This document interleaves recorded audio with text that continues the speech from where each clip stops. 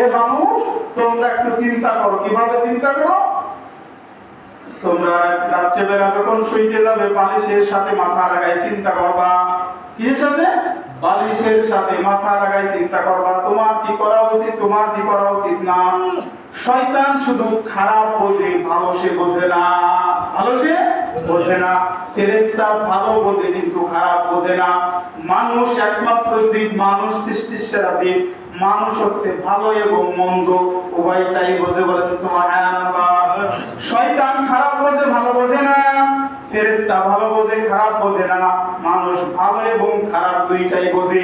এই জন্য আল্লাহ রাব্বুল আলামিন বললেন ওয়াত্তিনি ওয়াজ-যাইতুনি ওয়া তুরি সিনিনা ওয়া হাদাল বালাদিল আমিন। আল্লাহু আকবার। আল্লাহ রাব্বুল আলামিন বলেন তিন ফলের কসম খাইলাম, জাইতুন ফলের কসম খাইলাম, সিনাই পর্বতের কসম খাইলাম, আমি আল্লাহ রাব্বুল আলামিন পবিত্র মক্কা নগরীর কসম খাইলাম। বলেন সুবহানাল্লাহ।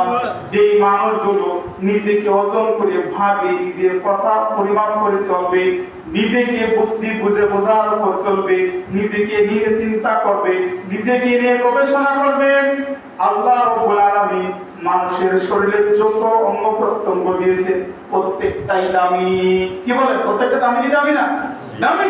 দেখেন আমাদের চোখের যে পাওয়ার, এটা বিদ্যুতের পাওয়ার চেয়ে লক্ষ লক্ষ গুণ বেশি।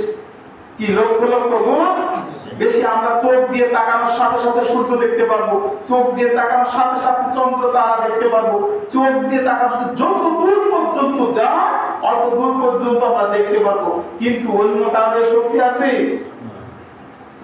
মানুষকে রব্বুল আলামিন কত সুন্দর করে বানাইছে। এই জন্য রব্বুল আলামিন